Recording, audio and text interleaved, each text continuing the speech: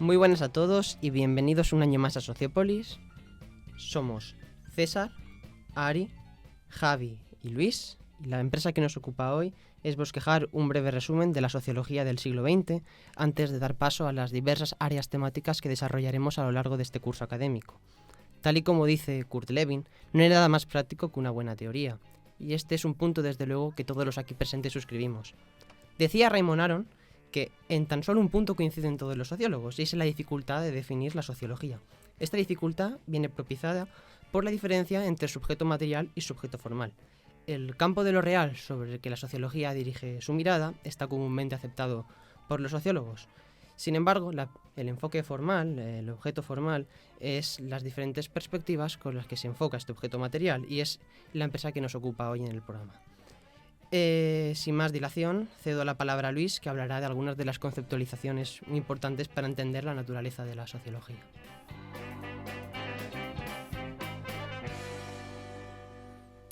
Hola, buenas. Para responder a la cuestión de qué es la sociología y para qué sirve, podríamos decir que la sociología es una ciencia social relativamente moderna que estudia la sociedad y el comportamiento de los actores sociales en el nivel de los grupos. Para enumerar una serie de características más o menos cuestionables, pero al fin y al cabo generales, podríamos decir que la sociología es una ciencia teórica en tanto que se basa en interpretaciones científicas, una ciencia empírica, pues hace un esfuerzo para aproximarse a la realidad social, multiparadigmática a la vez, ya que no existe un único modelo explicativo consensuado, como podríamos hablar del orden, del conflicto, de la acción social. Una ciencia crítica, puesto que cuestiona el funcionamiento de la sociedad, sus sistemas, instituciones. Y, por último, una ciencia humanista, pues intenta mejorar la sociedad. Señala sobre la sociología el profesor de la Universidad de Texas, de marginalidad urbana y métodos etnográficos, Javier Ollero, que, citándolo textualmente, dice: siempre está en duda la utilidad de una disciplina cuya funcionalidad es ser disfuncional al poder, criticar estructuras de dominación y, al fin y al cabo, escudriñar el origen y la dinámica de la desigualdad. A la sociología se la cuestiona cuando incomoda. Proseguía preguntándose cuáles son los principales cuestionamientos que se hacen a la sociología. Que no es útil, que no sirve, que no cumple ninguna función, que no cura a nadie, que no construye ningún puente, etc., como si la vara de utilidad fuera solo la racionalidad instrumental. Ante esta crisis de legitimidad, la sociología se ve obligada frecuentemente a utilizar métodos estadísticos. Y es que la sociología, como apunta Bourdieu, no debe utilizarse para intentar resolver urgentemente los problemas más inmediatos de la sociedad y sus actores. Eso debe ser propio de otras ciencias sociales o naturales. Lo que debe hacer la sociología, en resumen, es hacer una mirada crítica, como apunta Bourdieu, con el fin de señalar los problemas para luego resolverlos con ayuda de otros.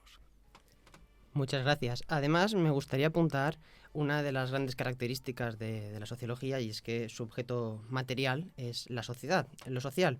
Una afirmación que puede parecer obvia, pero que es muy importante señalar, es que la sociedad deriva de un conjunto de personas que mantienen este vínculo, que mantienen un vínculo entre sí. Si este vínculo, por tanto, no existe, no podemos hablar de una sociedad. Debe haber un cemento, ¿no?, tal y como metaforizaba John Elster, para poder hablar así de sociedad. En la historia de la teoría social ha habido dos grandes modos de concebir lo social. Por una parte tendríamos la perspectiva nominalista, el nominalismo defendido por Max Weber, y por otra parte el realismo de Durkheim. El realismo trata a la sociedad como una cosa, como un objeto. Durkheim, en las reglas del método sociológico, lo que trata de institucionalizar no es un nuevo método, sino un nuevo objeto de estudio, el hecho social, según el cual se pueden explicar las regularidades a partir de leyes capaces de explicar el comportamiento de las personas. Digamos que para Durkheim las personas son a la sociedad lo que las hormigas a la biología. Otra perspectiva contrapuesta sería la defendida por Max Weber. Max Weber defiende que la sociología se debe de basar en el estudio de la acción social, debe de ser una ciencia tratada en la comprensión, centrada en la comprensión de los motivos subjetivos por los que una acción, un sujeto lleva a cabo la acción. En este sentido, los motivos y las causas son similares. Esta perspectiva, por tanto, se encuentra diametralmente opuesta a la de Durkheim, y se trata de la base sobre la cual se ha fundado la teoría social tanto del siglo XX como la actual. ¿Ari?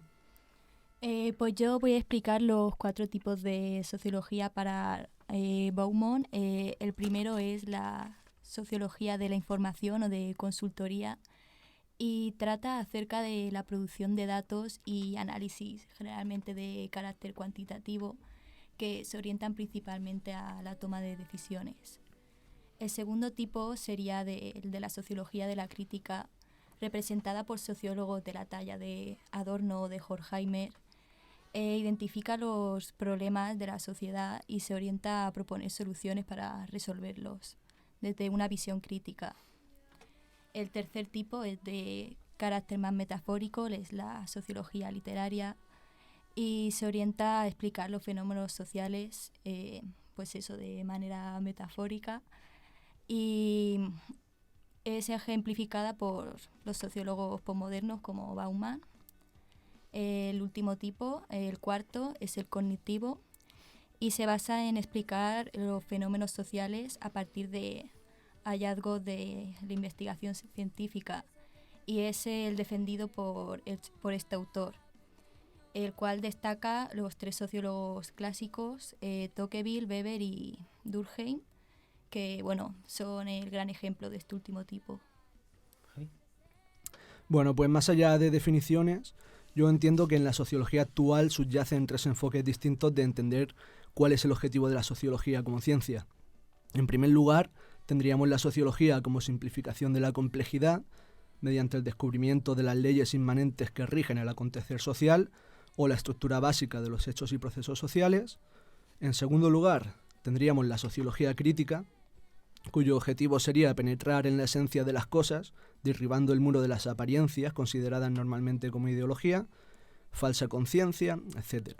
Y tercero, la sociología como intento de dar cuenta y reflejar la creciente complejización de la sociedad sin basar su inteligibilidad en la simplificación. Si bien cronológicamente estos tres enfoques van surgiendo a lo largo de la historia de la sociología en el orden expuesto, en la actualidad la realidad es que ninguno ha desbancado a otro. Coexisten, compiten, se comunican entre sí, se entremezclan, se reconcilian o se declaran la guerra. Así, en el primer grupo podríamos encasillar a las teorías funcionalistas, estructuras funcionalistas, marxistas de cuño economicista, etc. En el segundo grupo, marxistas culturales, hermenéutica, fenomenología. Finalmente, en el tercer grupo, de más reciente nacimiento, encontraríamos la teoría del actor red, la teoría de la fluidez social, el feminismo poshumanista, etc.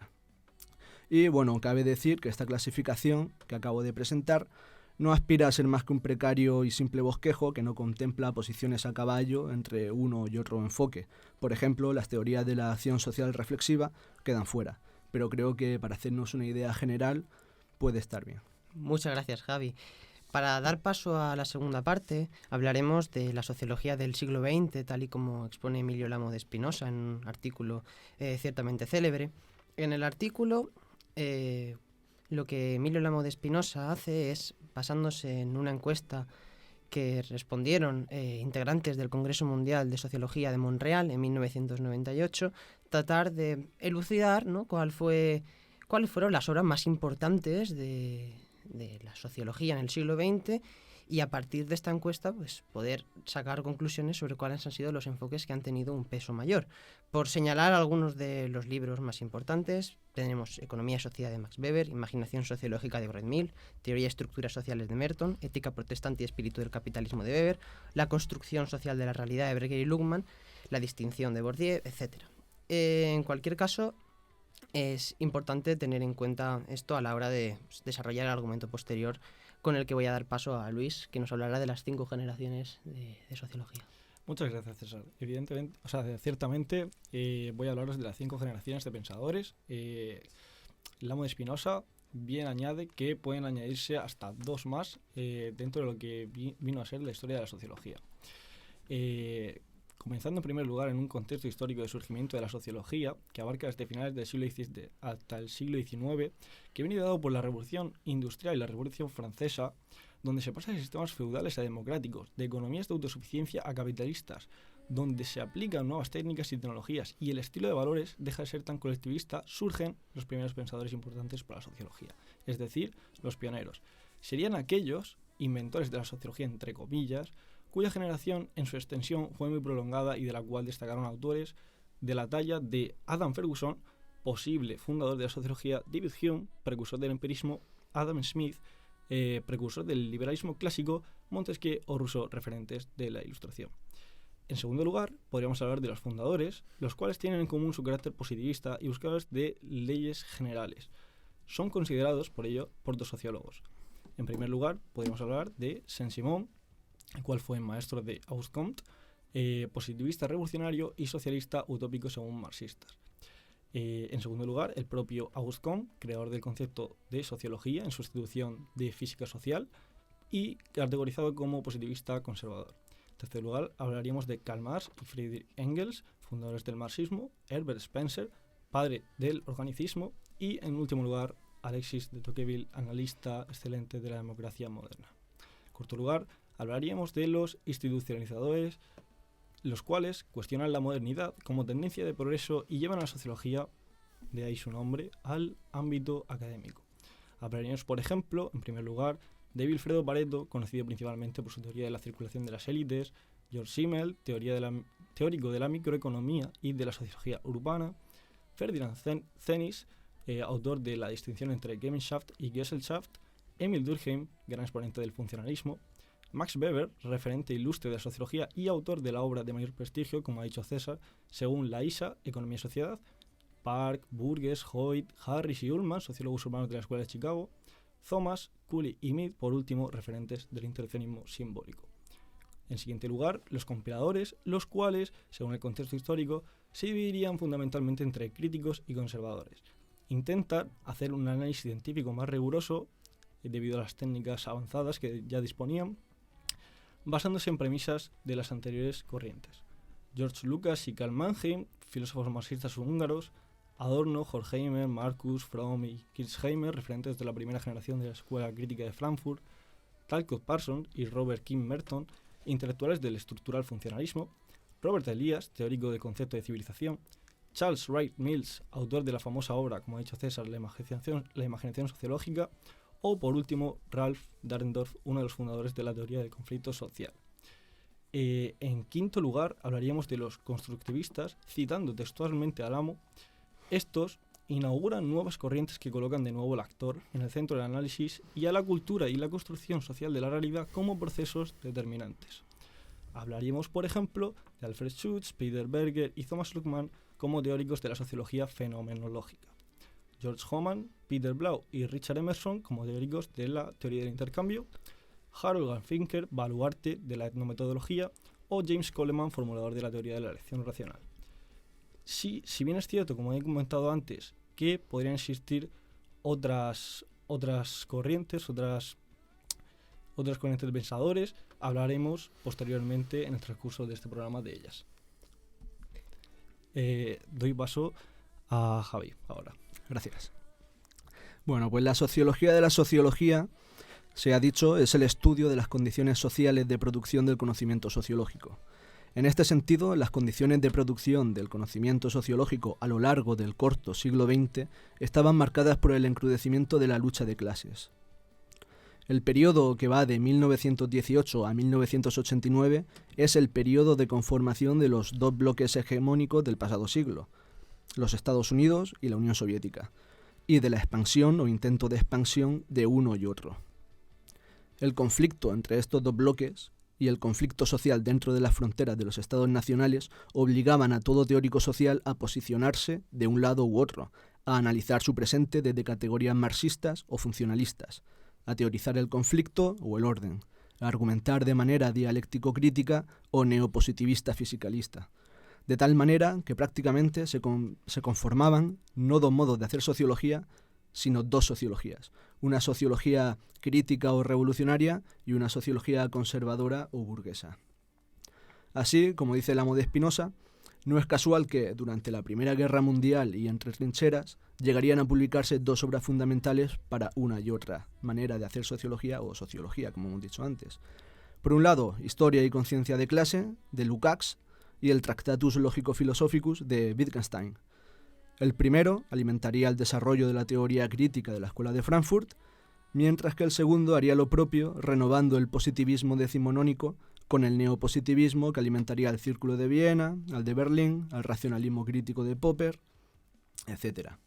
No obstante, el mayor contraste o tensión era la existente entre la sociología crítica propia de la Escuela de Frankfurt, en virtud de la cual la sociología tenía como objeto la emancipación, y la Escuela de Columbia, donde Robert Merton y Paul Lazarsfeld desarrollaban la versión canónica de los métodos de investigación sociológica y abandonaban la figura del sociólogo como intelectual crítico para pasar a ser un profesional que oferta sus servicios como cualquier otro.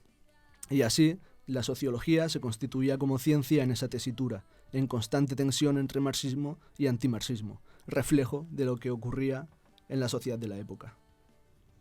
Y muchas gracias.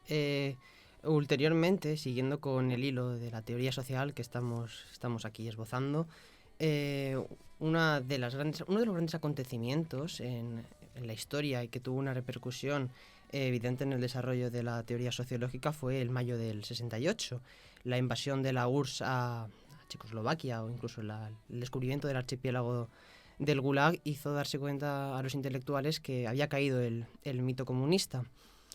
Claro, las revueltas estudiantiles dieron lugar al desarrollo de unas nuevas formas de identidad, nuevas formas de relaciones personales, una nueva estética, al fin y al cabo. En estos años empieza entonces a la sociología a desarrollar un nuevo enfoque, un enfoque interpretativo a partir de una serie de obras que voy a mencionar brevemente. Primero tenemos Exchange and Power in Social Life, de Peter Blau, La construcción social de realidad, de Berger y Luckmann, Estudios de etnometodología, de Garfinkel, La fenomenología del mundo social, de Schutz, o El interaccionismo simbólico, de Blumer. Al fin y al cabo, estas obras consiguen paulatinamente tumbar a la dicotomía que existía en el esquema general de la sociología entre el funcionalismo y el marxismo, en tanto que se interesan no solo por la definición objetiva de la situación, sino la definición subjetiva que hacen los actores de esta. Esta crítica al funcionalismo estructural no solo vino dada de estos enfoques interpretativistas, también vino dada de los enfoques neutilitaristas, incluso desde el propio funcionalismo, con la crítica que hace Merton, e incluso también de la escuela crítica, con la figura de Habermas y su pragmatismo. Siguiendo con la argumentación, una de las grandes diferencias de estos enfoques con respecto a los enfoques predominantes en los años 40-60 es que mientras estos enfoques anteriores lo que trataban de hacer era de ir a las cosas mismas, desenmascarar la realidad social sobre lo aparente, Marx hablaba de la ciencia como una forma de socavar la ideología, Durkheim concebía la ciencia como una forma de luchar contra el sentido común, contra lo que se da por aparente. Estas nuevas corrientes entienden que lo importante no son cómo son las cosas, sino cómo estas cosas son interpretadas. Por ejemplo, una parábola muy famosa en la sociología es la parábola de Thomas. Si las personas deciden algo como real, esto será real en sus consecuencias. Merton, por ejemplo, habló de en un banco lo que podía ocurrir si las personas daban por real que se haya producido una quiebra del banco. Probablemente el banco quebrará. Incluso con los sindicatos formados por negros y blancos. Una serie de citas que me gustaría leer para ilustrar la perspectiva teórica de estos enfoques. Blumer dice: los mundos que existen para los seres humanos están compuestos de objetos, y tales objetos son resultado de la interacción simbólica. Por otra parte, Berger y Luckmann dicen: la lógica de las instituciones radica en el modo en el que son tratadas, en la reflexión sobre ellas. Asimismo, Schutz concibe la realidad social como objetos y sucesos percibidos por el sentido común de los hombres. Claro, esta transformación viene también acompañada de un cambio de la orientación filosófica. Mientras que antes predominaba el positivismo, el materialismo y el darwinismo, se pasa de este modo al idealismo. La sociología adquiere así una importancia todavía más acusada del nominalismo sociológico de Weber, y se empiezan a interesar estos teóricos por la perspectiva micro y el punto de vista del actor. Podríamos decir que se le ha dado la vuelta a Feuerbach. Ya no es el ser social el que determina la conciencia, ahora es la conciencia la que determina el ser social. Y para acabar mi intervención, esto viene muy relacionado también con una obra de Kuhn, La estructura de las revoluciones científicas, que vislumbró que existían nuevas formas de hacer ciencia, y esto tuvo una gran repercusión no solo en el giro lingüístico que ocurrió en la sociología, sino también en otras disciplinas, pues incluso en las ciencias naturales, ¿no? Y Luis, Ajá. respecto a la gran teoría. Muchas gracias.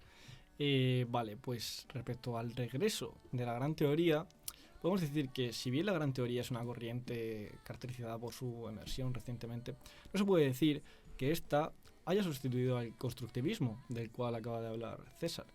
De hecho, muchos sociólogos contemporáneos siguen siendo constructivistas. Lamo de Spinoza llega a decir que los constructivistas, los nuevos teóricos y los de los post, bien podrían ser una sola generación temporal que abarcaría hasta 3 campos distintos.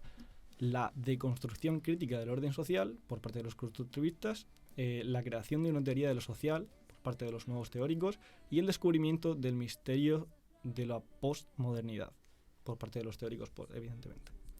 El realismo de los compiladores frente al nominalismo de los constructivistas dio lugar a un serio debate entre lo micro y lo macro, el nominalismo y el realismo, o la explicación y la comprensión. Este debate se finalizó dando como fruto la vuelta a la gran teoría, ya visible en las míticas obras de Durkheim, Weber, Parsons o Pareto. Quizás las obras más importantes del regreso de la gran teoría, donde se hace un esfuerzo por explicar que las estructuras reproducen las acciones y viceversa, sean la distinción, criterio y bases sociales del gusto, de Pierre Bourdieu, la teoría de la acción comunicativa, de Jürgen Habermas, el sistema social, de Niklas Luhmann, y la constitución de la sociedad, de Anthony Giddens. Lamo de Spinoza distingue finalmente entre 2 formas de pensar de los sociólogos actuales y los divide de forma que, en primer lugar, encontraríamos aquellos que se basarían en las premisas de el utilitarismo, de la sociología económica o incluso del concepto durkheimiano, como bien apunta Lamo de Spinoza, de solidaridad orgánica. El egoísmo sería el principio fundamental de la vida social desde esta perspectiva, los cuales autores que van desde Adam Smith hasta Coleman o Gary Becker los representan. Y en segundo lugar hallaríamos a quienes siguen los preceptos del normativismo, de la sociología cultural y que entenderían una conciencia colectiva fuerte como principio homogeneizador y de transformación social. Por ello, siguiendo con el concepto de la conceptualización de Durkheim, estos podrían ser caracterizados por su solidaridad mecánica, en contraposición de los anteriores, y se centrarían más en el porqué de los fenómenos sociales en lugar de los medios. En cualquier caso, el debate entre ambas perspectivas ha sido un hecho enriquecedor para el conocimiento sociológico. Vale, y ahora doy paso a la intervención de Ari. Pues bien, en esta parte del artículo se exponen las explicaciones que derivan del cambio de la condición social de la modernidad hacia la posmodernidad. La modernidad se hizo presente en varias partes del mundo durante el siglo XVIII y encontró su máxima expresión en el modelo sociológico de la sociedad modernista. Por su parte, el término posmodernidad se refiere a las características que determinaron el cambio social, como las que aparecieron en los países europeos más desarrollados, por ejemplo. Es un término adecuado porque destaca la continuidad y la ruptura al mismo tiempo, como 2 aspectos de las relaciones entre la condición social actual y la formación que la antecede y origina.